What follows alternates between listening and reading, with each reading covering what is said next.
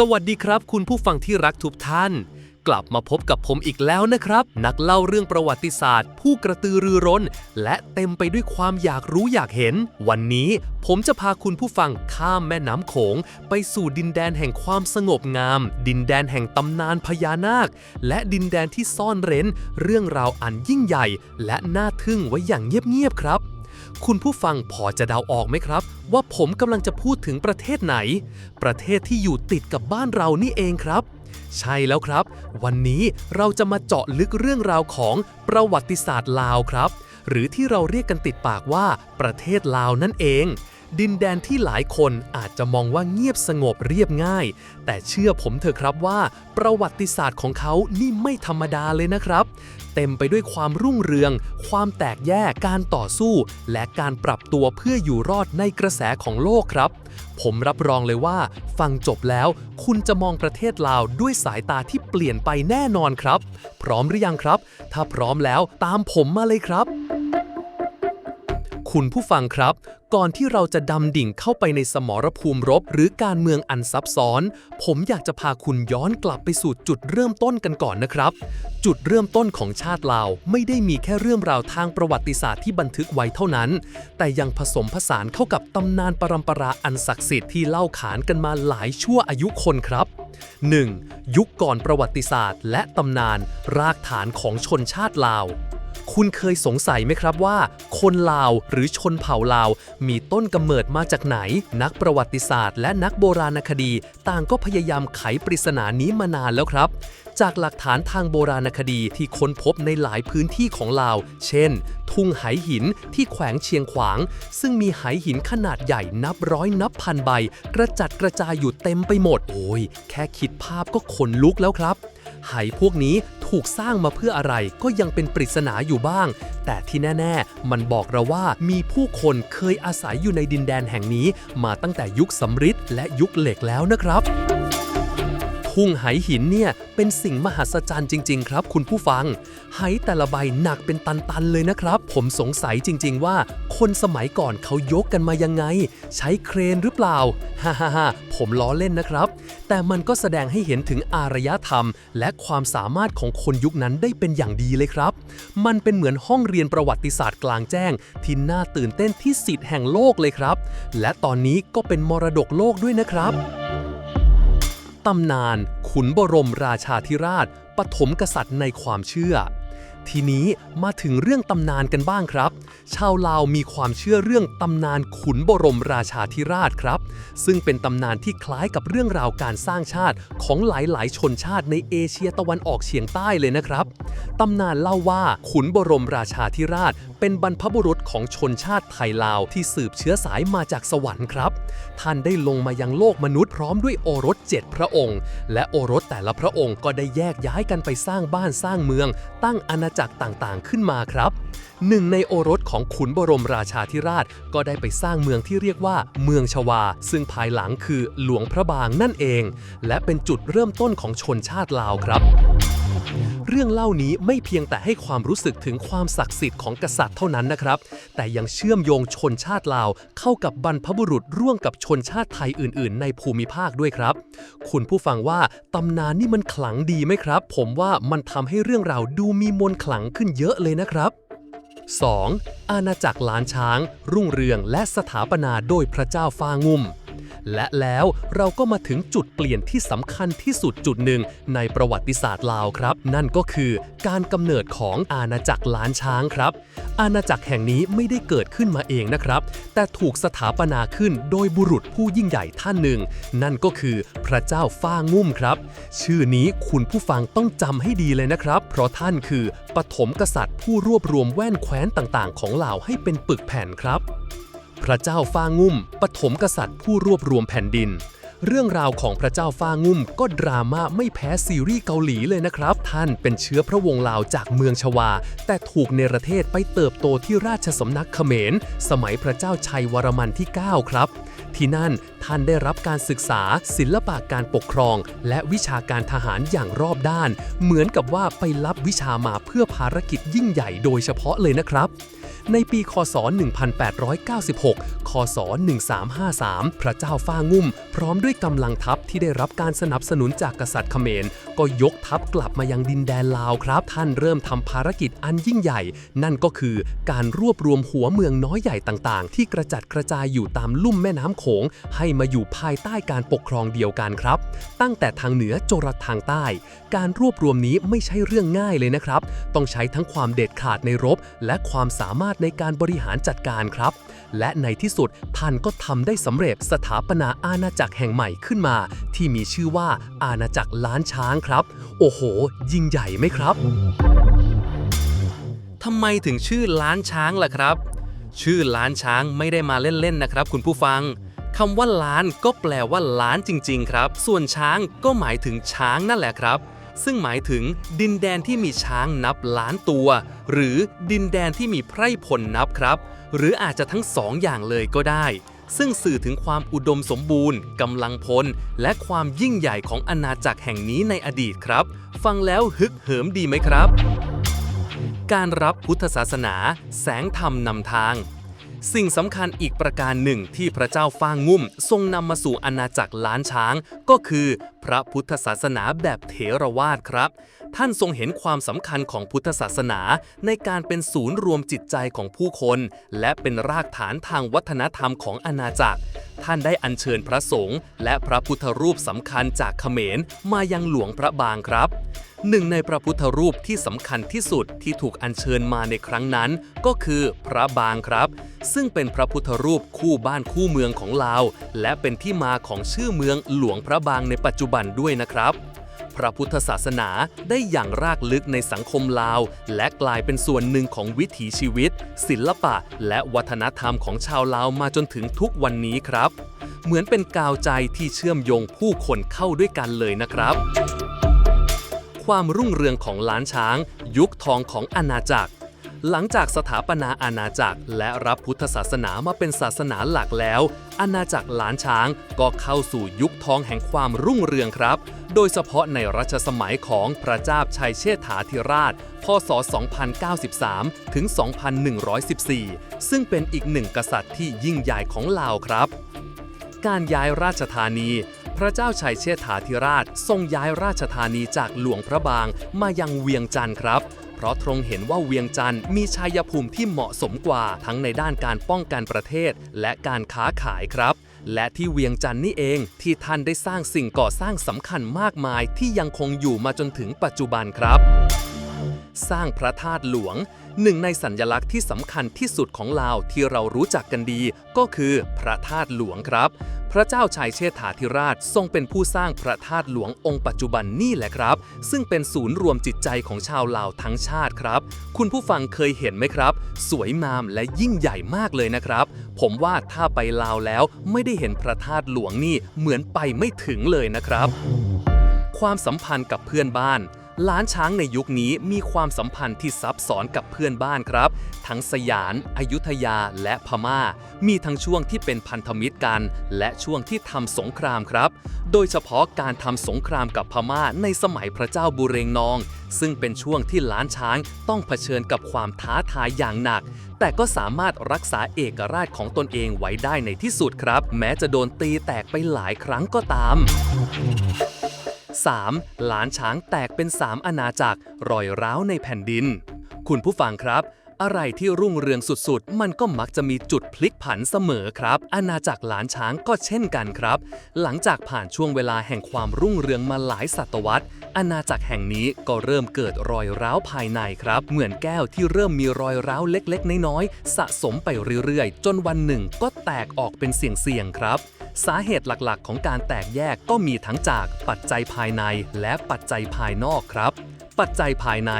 การแข่งแย่งชิงอำนาจในราชวงศ์นี่แหละครับตัวการสำคัญเหมือนกับละครหลังข่าวเลยนะครับเมื่อกษัตริย์สิ้นพระชนม์บรรดาเจ้าชายและเชื้อพระวงศ์ก็มักจะแข่งแย่งชิงบัลลังก์กันเองครับใครมีกำลังสนับสนุนมากกว่าหรือใครมีเล่ห์เหลี่ยมมากกว่าก็มักจะได้ไป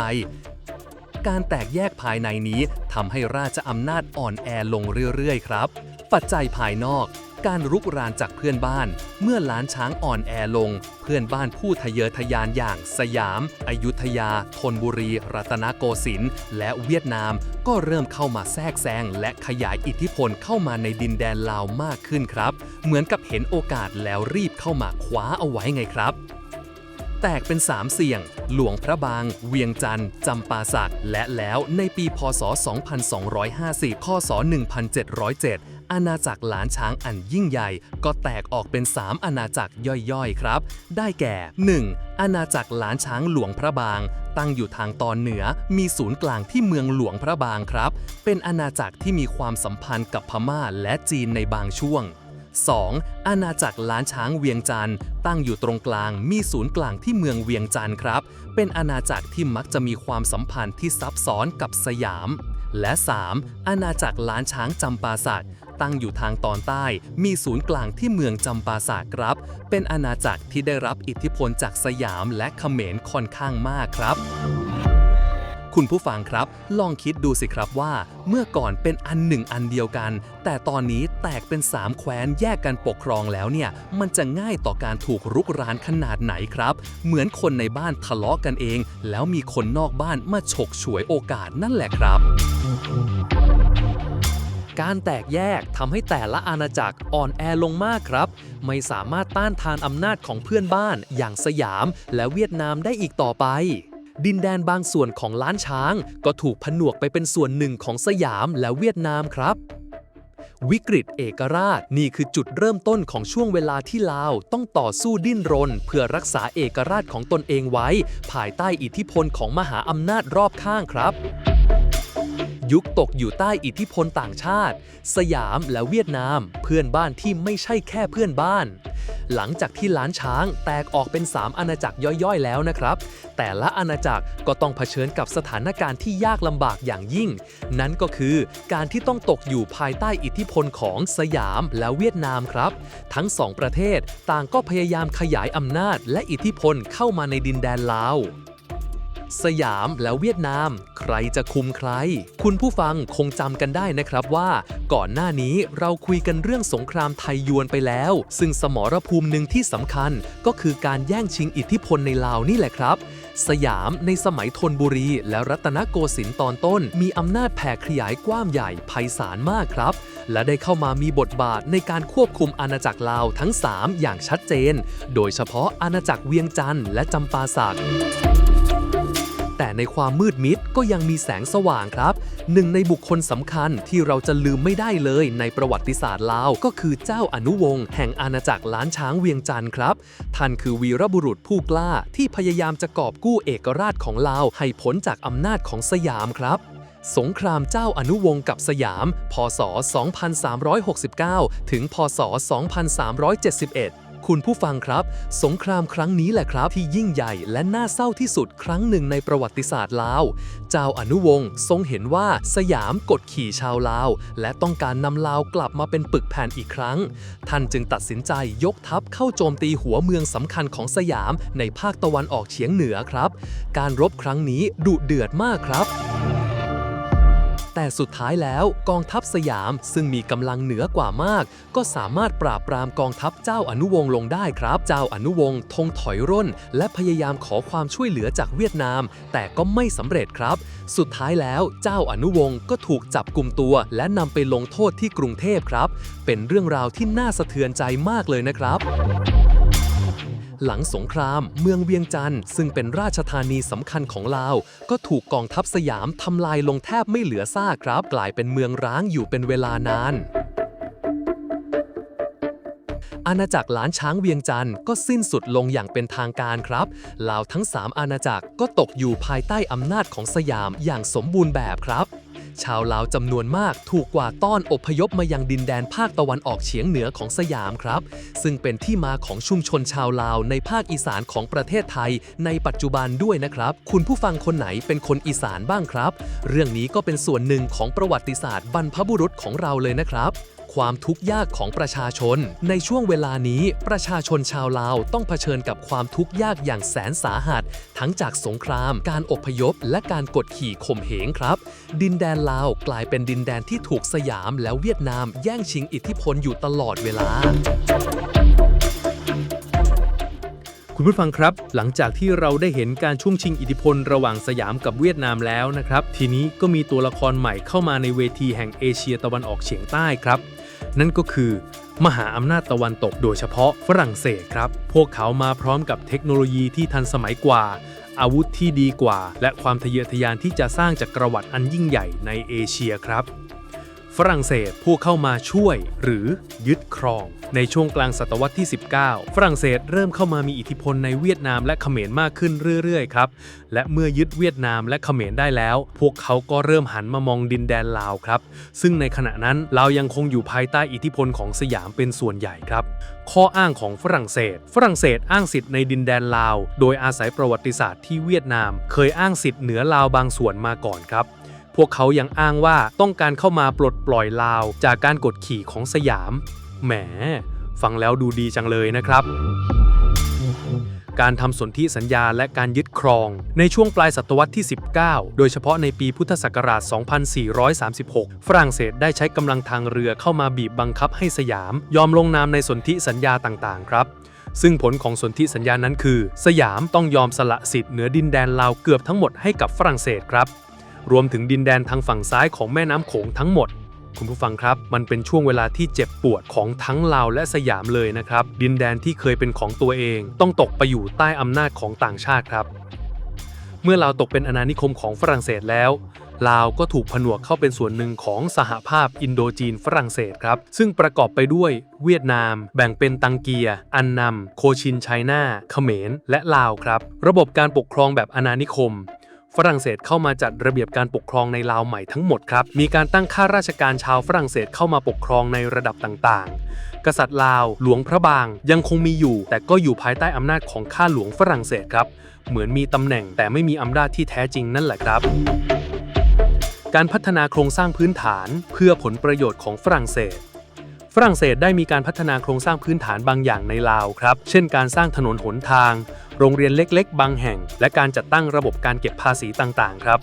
แต่การพัฒนาส่วนใหญ่ก็มักจะเป็นไปเพื่อผลประโยชน์ของฝรั่งเศสเองครับเช่นการขุดค้นทรัพยากรการปลูกพืชเศรษฐกิจเพื่อส่งออกผลกระทบทางสังคมและเศรษฐกิจการเก็บภาษีประชาชนชาวลาวต้องจ่ายภาษีให้กับฝรั่งเศสจำนวนมากครับทำให้ชีวิตความเป็นอยู่ยากลำบากขึ้นการเปลี่ยนแปลงวิถีชีวิตแบบดั้งเดิมของชาวลาวเริ่มถูกปรับเปลี่ยนไปบ้างตามอิทธิพลของฝรั่งเศสครับแต่ก็ไม่ได้เปลี่ยนแปลงมากเท่ากับเวียดนามหรือเขมรครับคุณผู้ฟังเคยสังเกตไหมครับว่าคนลาวสมัยก่อนหรือแม้กระทั่งบางคนในปัจจุบันก็ยังพูดภาษาฝรั่งเศสได้บ้างนี่แหละครับคือมรดกจากยุคอาณานิคมการเกิดกระบวนการชาตินิยมล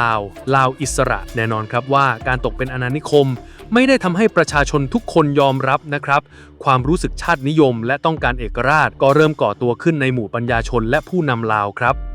กระบวนการลาวอิสระนี่คือกระบวนการชาตินิยมลาวที่สำคัญที่สุดในช่วงแรกๆครับ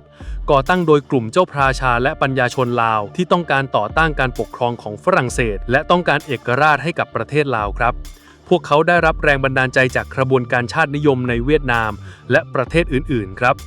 คุณผู้ฟังว่าไหมครับว่าการต่อสู้เพื่อเอกราชเนี่ยมันยากเย็นขนาดไหนไม่ใช่แค่จับปืนออกไปรบนะครับแต่มันคือการสร้างจิตสำนึกร่วมกันของคนทั้งชาติครับคุณผู้ฟังครับหลังจากสงครามที่ยืดเยื้อมานานแสนนานในที่สุดก็มีจุดสิ้นสุดครับชัยชนะของฝ่ายคอมมิวนิสต์ในอินโดจีนปีพ.ศ. 2518 หรือค.ศ. 1975เป็นปีแห่งการเปลี่ยนแปลงครั้งยิ่งใหญ่ในอินโดจีนเลยนะครับไซงอนแตกเวียดนามใต้พ่ายแพ้ต่อเวียดนามเหนือเวียดนามรวมชาติได้สำเร็จภายใต้ระบบคอมมิวนิสต์เขมรแดงเข้าพนมเปญเขมรแดงยึดอำนาจในกัมพูชาซึ่งก็นำไปสู่โศกนาฏกรรมฆ่าล้างเผ่าพันธุ์ประเทศลาวก็สามารถรุกคืบเข้ายึดเมืองสำคัญต่างๆได้สำเร็จครับการเปลี่ยนแปลงระบอบการปกครองการสิ้นสุดราชอาณาจักรลาวในวันที่ 2 ธันวาคม พ.ศ. 2515 ราชอาณาจักรลาวก็สิ้นสุดลงอย่างเป็นทางการครับเจ้ามหาชีวิตศรีสว่างวัฒนาและพระบรมวงศานุวงศ์หลายพระองค์ถูกจับกุมตัวและนำไปคุมขังในค่ายปรับทัศนคติ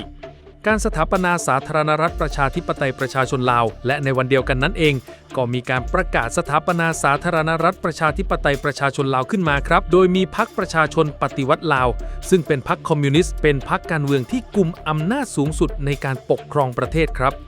การปฏิรูปสังคมรัฐบาลใหม่ได้เริ่มดำเนินนโยบายสังคมนิยมคอมมิวนิสต์อย่างเต็มรูปแบบครับมีการจัดระเบียบสังคมใหม่การรวมกลุ่มเกษตรกรการปฏิรูปเศรษฐกิจและการควบคุมสื่อต่างๆครับผลกระทบหลังการเปลี่ยนแปลงการอพยพครั้งใหญ่ชาวลาวจำนวนมากที่ไม่เห็นด้วยกับระบอบการปกครองใหม่หรือหวาดกลัวการเปลี่ยนแปลงก็พากันอพยพหนีภัยออกนอกประเทศครับโดยเฉพาะการข้ามแม่น้ำโขงมายังประเทศไทยครับคุณผู้ฟังหลายคนอาจจะมีญาติหรือคนรู้จักที่เคยอพยพมาในช่วงเวลานั้นนะครับ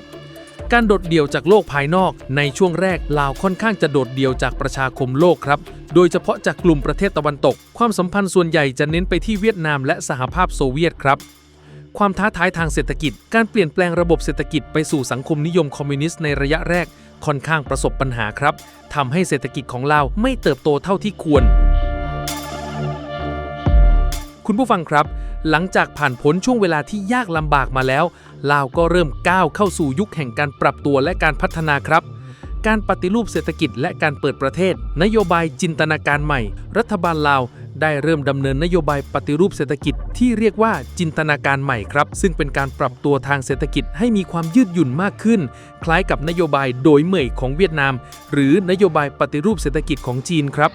มีการเปิดให้ภาคเอกชนเข้ามามีบทบาทมากขึ้นเปิดรับการลงทุนจากต่างชาติและส่งเสริมการค้าขายครับการกลับคืนสู่โลกภายนอกลาวเริ่มสร้างความสัมพันธ์กับประเทศต่างๆทั่วโลกมากขึ้นเข้าเป็นสมาชิกอาเซียนในปีพ.ศ. 2538 หรือค.ศ. 1995 และเข้าร่วมองค์การการค้าโลกหรือ WTO ในปีพ.ศ. 2556 หรือค.ศ. 1313 ครับแสดงให้เห็นถึงการเปิดประเทศและรวมเข้ากับเศรษฐกิจโลกครับการพัฒนาโครงสร้างพื้นฐานลาวมีการพัฒนาโครงสร้างพื้นฐานอย่างต่อเนื่องครับโดยเฉพาะการสร้างถนนหนทางสนามบินและโครงการไฟฟ้าพลังงานขนาดใหญ่ครับที่ฮือฮาที่สุดในตอนนี้ก็คือรถไฟความเร็วสูงลาวจีนครับคุณผู้ฟังเคยไปนั่งกันบ้างหรือยังครับผมว่ามันเป็นอีกหนึ่งสัญลักษณ์ของการพัฒนาที่สำคัญของลาวเลยนะครับเหมือนเป็นประตูเชื่อมลาวเข้ากับโลกภายนอกมากขึ้นความท้าทายในปัจจุบันแม้ลาวจะมีการพัฒนาไปมากแต่ก็ยังคงเผชิญกับความท้าทายหลายประการครับความยากจนและความเหลื่อมล้ำแม้เศรษฐกิจจะเติบโตแต่ยังมีประชาชนจำนวนมากที่ยังคงยากจนและมีความเหลื่อมล้ำทางเศรษฐกิจในสังคมครับระเบิดที่ยังไม่ระเบิดปัญหาระเบิดที่ยังไม่ระเบิดยังคงเป็นอุปสรรคสำคัญต่อการพัฒนาประเทศโดยเฉพาะในพื้นที่ชนบทครับรัฐบาลลาวและองค์กรระหว่างประเทศยังคงพยายามเก็บกู้และทำลายระเบิดเหล่านี้อย่างต่อเนื่องครับการพึ่งพาต่างชาติการพัฒนาประเทศส่วนใหญ่ยังคงพึ่งพาเงินลงทุนและความช่วยเหลือจากต่างชาติโดยเฉพาะจีนและเวียดนามครับการอนุรักษ์วัฒนธรรมประเพณีท่ามกลางการพัฒนาและความเปลี่ยนแปลงลาวก็ต้องเผชิญกับความท้าทายในการอนุรักษ์วัฒนธรรมประเพณีอันดีงามของตนเองไว้ไม่ให้ถูกกลืนหายไปครับคุณผู้ฟังครับจากตำนานโบราณสู่การเป็นอาณาจักรล้านช้างอันยิ่งใหญ่จากความแตกแยกสู่การตกเป็นอาณานิคมจากสงครามลับสู่การเป็นสาธารณรัฐประชาธิปไตยประชาชนและมาถึงลาวในปัจจุบันที่กำลังก้าวเดินไปข้างหน้าอย่างช้าๆแต่มั่นคงเรื่องราวของประวัติศาสตร์ลาวไม่ได้เป็นแค่บทเรียนในหนังสือนะครับแต่มันคือเรื่องราวของความอดทนความพยายามความกล้าหาญและการปรับตัวของชนชาติลาวที่ต้องเผชิญกับคลื่นลมแห่งประวัติศาสตร์อันถาโถมมันคือเรื่องราวของคนธรรมดาที่ต้องลุกขึ้นสู้เพื่ออิสรภาพและศักดิ์ศรีของตนเองผมหวังว่าเรื่องราวที่ผมได้เล่าให้ฟังในวันนี้จะทำให้คุณผู้ฟังได้รู้จักและเข้าใจประเทศลาวมากขึ้นนะครับและอาจจะจุดประกายให้คุณอยากเดินทางไปเยี่ยมเยือนดินแดนแห่งนี้ไปสัมผัสกับวัฒนธรรมอันงดงามไปฟังภาษาที่คล้ายคลึงกับเราและไปรับรู้ถึงพลังของประวัติศาสตร์ที่ยังคงมีชีวิตอยู่ในทุกวันนี้ครับคุณว่าไหมครับว่าประวัติศาสตร์นี่มันไม่เคยน่าเบื่อเลยนะครับวันนี้เรื่องเล่าจากอดีตขอลาคุณผู้ฟังไปก่อนนะครับแล้วพบกันใหม่ในตอนหน้ากับเรื่องราวประวัติศาสตร์ที่น่าตื่นเต้นไม่แพ้กันครับสวัสดีครับ